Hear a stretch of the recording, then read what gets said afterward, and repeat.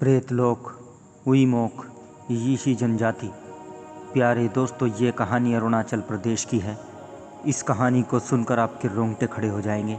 तो कहानी को सुनते रहिए और मज़ा लेते रहिए और हमारे चैनल को सब्सक्राइब ज़रूर कर दें।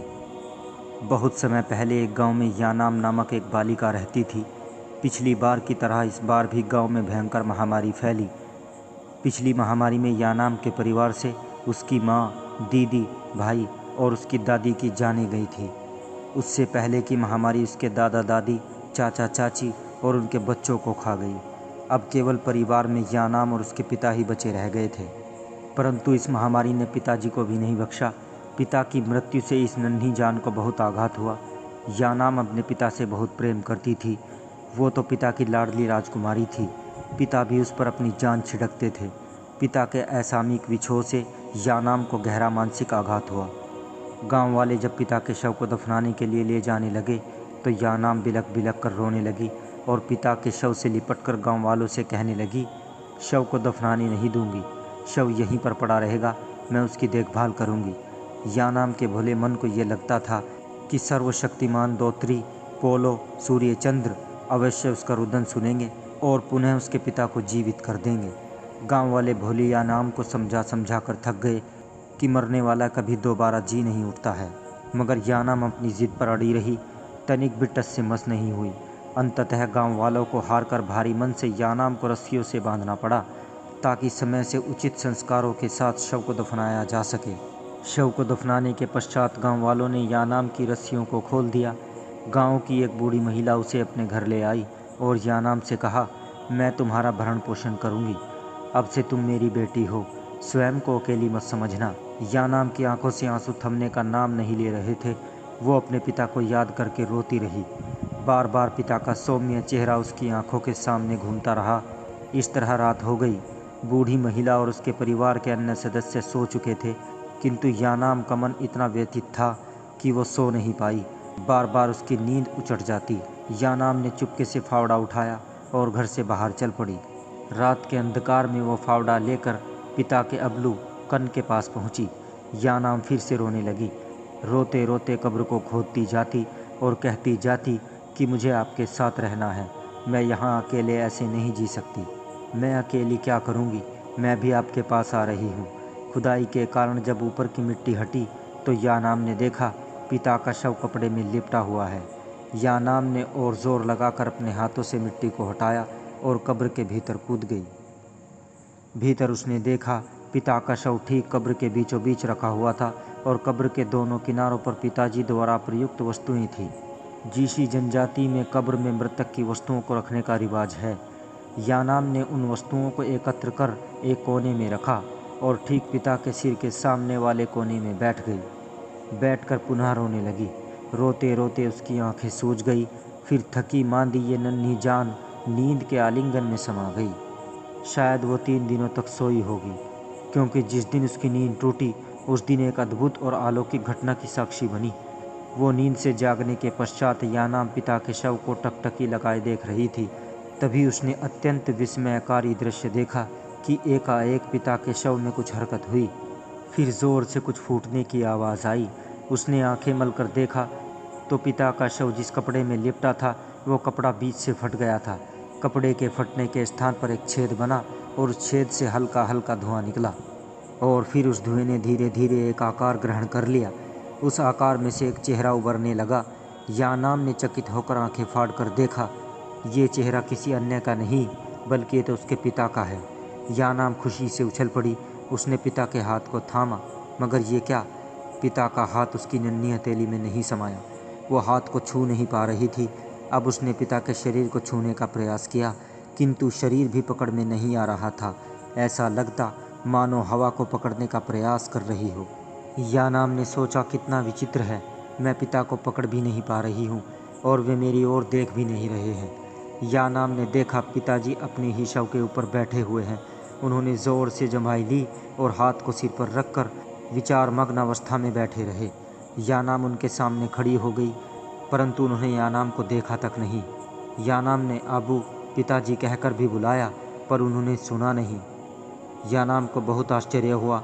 वो तो पिता के कलेजे का टुकड़ा है, मगर ऐसी क्या भूल हो गई उससे कि पिता उसकी अनदेखी कर रहे हैं।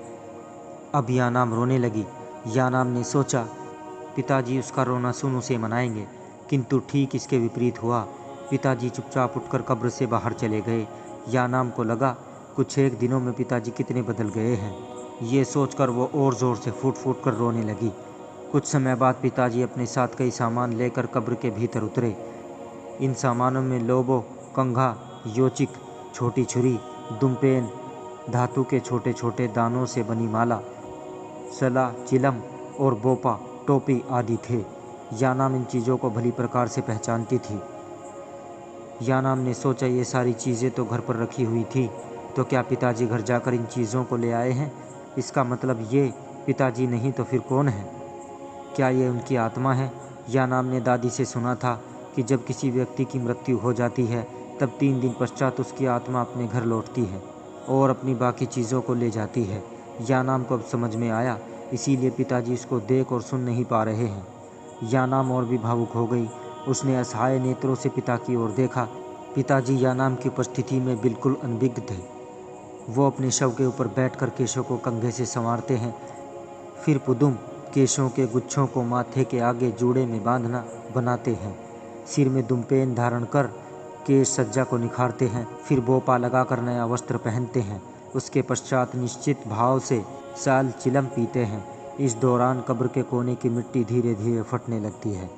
पिताजी वहाँ कटोरे के पानी में अपना चेहरा निहारते हैं, पुदुम पर हाथ फेरते हैं और पहने हुए वस्त्रों पर एक दृष्टि डालते हैं। वे पूरी तरह सज संवर कर तैयार हैं।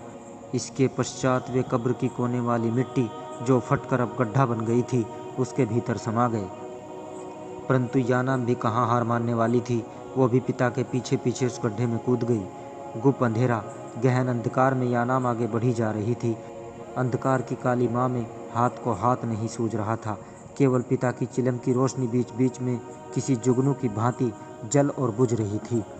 ऐसा प्रतीत होता मानो वो किसी लंबी और अंधकार भरी सुरंग में किसी अदृश्य छवि का पीछा कर रही हो। यानाम निरंतर चली जा रही थी, जरा सा भी कहीं ठहरी नहीं। कारण उसे डर था कि अगर वो रुकी तो पिताजी उससे कोसों दूर निकल जाएंगे और वो पिताजी तक कभी पहुंच नहीं पाएगी।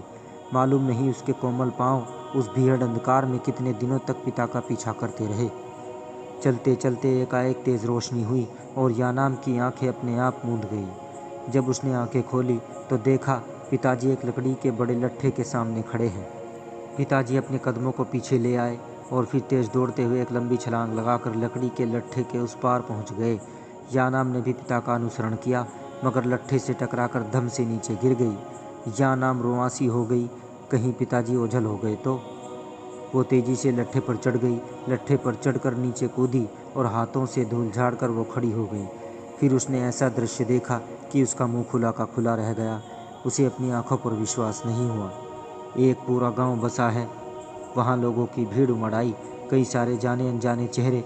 उन चेहरों में यानाम के दादा दादी, चाचा चाची, मामा मामी और माँ भी थे। यानाम का अबोध मन ये जानने के लिए लालायित हो उठा कि ये कौन सा लोक है जहाँ सारे मृतक भी जी उठे हैं। क्या ये कल्पना है या सच? इस काल्पनिक लोक की भी कोई वास्तविकता है? ये तो कोई जादुई लोक लगता है। यानाम अपने भाग्य पर इतराने लगी, ये सोचकर कि मैं कितनी सौभाग्यशाली हूँ जो इस अद्भुत लोक में प्रवेश कर पाई। उधर गांव में मेरे जैसे कितने बच्चे हैं जो इस अद्भुत लोक से अपरिचित हैं। यानाम खुशी के मारे अपनी माँ के पास दौड़ कर आई, किंतु माँ ने उसे देखा ही नहीं। वहाँ उपस्थित भीड़ में किसी ने यानाम को नहीं देखा। सारे लोग यानाम की उपस्थिति से नितांत अनभिज्ञ थे। स्त्रियां समूह में खड़ी होकर पुनः नृत्य द्वारा पिताजी का स्वागत करने लगी। दादा ने आगे बढ़कर पिताजी को सीने से लगाते हुए कहा कि हमें तुम्हारी प्रतीक्षा थी, अब तुम अपने वास्तविक स्थान पर पहुंच चुके हो। आओ घर चले। यानाम को याद आया कि इसीलिए पिताजी अपनी मृत्यु के एक दिन पहले कह रहे थे कि उनके स्वप्नों में दादाजी बार बार आकर उन्हें बुला रहे हैं। दादाजी और अन्य परिजन पिताजी को घर ले आए। यानाम भी पीछे पीछे पहुंच गई। घर में कई बच्चे और पालतू जानवर थे। इन बच्चों में यानाम की दीदी, भाई और चाचा के बच्चे थे। यानाम ने बिल्लियों के बीच इक तुम्मो इक येसा कुत्तों के नाम को देखा। इन कुत्तों की मृत्यु पर रोते रोते उसकी हिचकी बंध गई थी। दोनों कुत्तों के शव को यानाम ने अपनी नन्ही उंगलियों से मिट्टी खोदकर दफनाया था। पर ये दोनों जीवित हैं इस लोक में। दोनों कुत्ते यानाम को देखकर भौंकने लगे। चाचा ने राख की चूल्हे के ठीक ऊपर वाली छत से लकड़ी उठाई और कुत्तों को बाहर खदेड़ते हुए कहा, लगता है कोई ओपो उई भूत देख लिया है। दादा ने चाचा से कहा, थोड़ा भात और मदिरा लेकर द्वार पर रखाओ, सबको अपना हिस्सा मिलना चाहिए। दोगा, चढ़ावा देना मत भूलना, इससे अमंगलकारी शक्ति घर के भीतर अंधकार प्रवेश नहीं कर सकेगी। चाचा ने पैर बरामद में भात, मांस और मदिरा रखी। यानाम भी बरामदे में निकल आई। वो कई दिनों से भूखी और प्यासी थी, अतः भात और मांस को वो तुरंत निगल गई और मदिरा को एक ही सांस में गटागट पी गई। भूख प्यास के मिटते ही निद्रा की गोद में समा गई। नाम वही बरामदे में ही सोती थी। प्रत्येक दिन सुबह और शाम को भात, मांस और मदिरा के रूप में उसको चढ़ावा मिल जाता था। घर के बड़े मुंह अंधेरों ही खेतों की ओर निकल जाते और सूर्यास्त से पहले लौट आते। दिन भर बच्चे घर में नाना प्रकार के खेल खेलते और उधम मचाते। यानाम बच्चों के बीच में अदृश्य रूप से सम्मिलित होती। भले ही कोई उसकी उपस्थिति से अनभिज्ञ हो, परंतु वो बराबर खेल में भागीदारी करती। इस प्रकार कई दिन बीत गए। एक शाम अचानक पिताजी ने खेत से लौटकर बिस्तर पकड़ लिया और 2 दिन तक उठे नहीं। स्थिति की गंभीरता को देखकर दादी ने दादा से कहा, जीभ, पुजारी को बुलाकर उपचार कराना होगा। दादा ने भी देर नहीं की, तुरंत चाचा को भेजकर जीभ को बुलावा दिया। जीभ ने पिता के शरीर को छुआ और कहा, ये रोग तो गंभीर है। रोग के परीक्षण के लिए जीभ ने अंडे और मुर्गी के चूजे मंगवाए। सबसे पहले जीभ ने एक अंडे को बांस की हथेली के आकार की टोकरी में रखा और उस टोकरी से बंधी बांस की पतली रस्सी को हाथ में पकड़कर मंत्र जाप करने लगे। पूजा की इस विधि को जीशी जनजाति में पपचिमान कहते हैं। कुछ समय पश्चात अंडे वाली टोकरी थरथर हिलने लगी। जीभ ने उछलकर कहा, हाँ, रोग का कारण पता लग गया है। सबने उत्सुकता भरे नेत्रों से उन्हें देखा। उन्होंने रहस्यमयी भाव से कहा, किसी मानवीय शक्ति का प्रकोप है। अपोरोक रोकोगनाम चूजे का कलेजा परीक्षण से ये ज्ञात होगा कि ये मनुष्य कौन है। उन्होंने मुर्गी का एक चूजा लिया और उसकी नन्ही गर्दन को मरोड़कर उसे मार दिया। फिर छुरी से चूजे का सीना चीरकर कलेजा निकाल लिया और कलेजे को निर्मल जल से भरे पात्र में रखकर मंत्र का पाठ करने लगे। आंखें मूंदे मंत्र का पाठ करते रहे। फिर एकाएक उनकी आंखें चमक उठी। जीभ ने दादाजी को संबोधित कर कहा, एक मनुष्य लंबे समय से आपके बेटे का पीछा कर रहा है। ये कहकर वे घर के भीतर एक परिक्रमा लगाकर बैठ गए। जीभ ने कहा, अब मैं अपनी चमत्कारिक शक्ति से उस मनुष्य को यहाँ बुलवाऊंगा। फिर कुछ मंत्र बोलकर द्वार की ओर फूंका। यानाम सम्मोहित होकर स्वयं ही उनके पास आकर खड़ी हो गई। जीभ ने यानाम से उसकी पहचान पूछी। पहचान जानने के पश्चात वे यानाम से बोले, बेटी, तुम अपने वास्तविक घर तानी मोक तानी द्वारा सृजित संसार अर्थात पृथ्वी चली जाओ। ये हुई मोक प्रेत आत्माओं का लोक है। तुमने इस लोक में अनाधिकार प्रवेश किया है, तुम्हें लौटना होगा।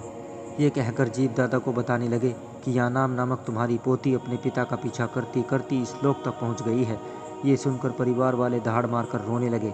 यानाम की माँ ने जीभ से रोते हुए ये विनती की कि एक बार वो यानाम को देखना चाहती है। कृपया अपनी दिव्य शक्ति से वो यानाम का दर्शन करा दे। रुग्णावस्था में पड़े यानाम के पिता ने भी कराहते हुए जीभ से याचना की, एक बार मुझे मेरी फूल सी बेटी का दर्शन करा दीजिए। क्या ये संभव नहीं कि यानाम हमारे साथ इस लोक में सदा के लिए रह जाए? आप तो सर्वशक्तिशाली हैं। जीभ ने तटस्थ भाव से उत्तर दिया, सारी शक्ति की एक सीमा होती है। जो शक्ति किसी सीमा में नहीं बनती, वो तो विनाशकारी शक्ति ही हो सकती है।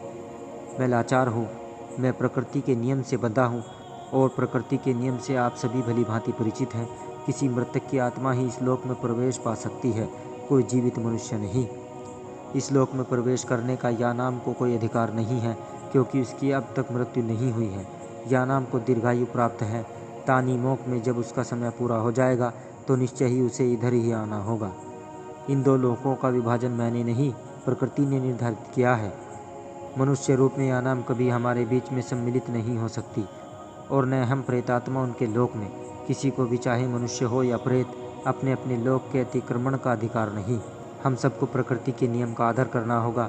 ये बोलकर जीभ ने यानाम की ओर देखा और अपने स्वर में कोमलता भरकर उसे कहा, बेटी, हम जानते हैं तुम अपने पिता से अत्यधिक प्रेम करती हो। पिता के प्रति तुम्हारा प्रेम देखकर मैं अभिभूत हूँ। तुम्हारी पितृभक्ति अद्वितीय है। तुम्हारी पितृभक्ति ने क्षण भर के लिए प्रकृति को भी मात दे दी। किंतु अब तुम्हें लौटना होगा। जब तक तुम यहाँ रहोगी तब तक तुम्हारे पिता स्वास्थ्य लाभ प्राप्त नहीं करेंगे। क्या तुम अपने पिता को सदा के लिए रोगी बनाना चाहती हो? यानाम भर्राए हुए स्वर में बोली, नहीं, कभी नहीं, मैं लौटने को तैयार हूँ, मुझे शीघ्र अतिशीघ्र वापस भेज दीजिए। ये सुन जीव ने तीव्र गति से मंत्र का जाप किया और एक लंबी सांस भरकर पूरे बल के साथ उसे यानाम के ऊपर फूंका। उसके बाद क्या हुआ, यानाम को कुछ याद नहीं। जब यानाम की मूर्छा टूटी तो उसने स्वयं को उस बूढ़ी महिला के घर में पाया जो पिता की मृत्यु के पश्चात उसे अपने घर ले आई थी। जीव का कथन 100% सत्य सिद्ध हुआ। यानाम को बहुत लंबी आयु मिली। बड़ी होकर बूढ़ी महिला के बेटे से उसका ब्याह हुआ। दोनों के कई बच्चे हुए, फिर इन बच्चों के भी ब्याह हुए। यानाम ने तो अपने पड़पोते पड़पोतियों की भी शादियां करवाई और फिर एक दिन बिना किसी को कोई कष्ट दिए नींद में ही वो चल बसी। उधर उईमोक में यानाम का हर्षोल्लास के बीच बड़े धूमधाम से स्वागत किया गया और अंततः अपने परिजनों की प्रेतात्माओं से उसका पुनः मिलन हुआ। तो प्यारे दोस्तों, ये कहानी जमुना बिनी तादर द्वारा लिखी गई है। अगर आपको कहानी पसंद आई हो तो कमेंट बॉक्स में ज़रूर बताएं। बहुत बहुत शुक्रिया।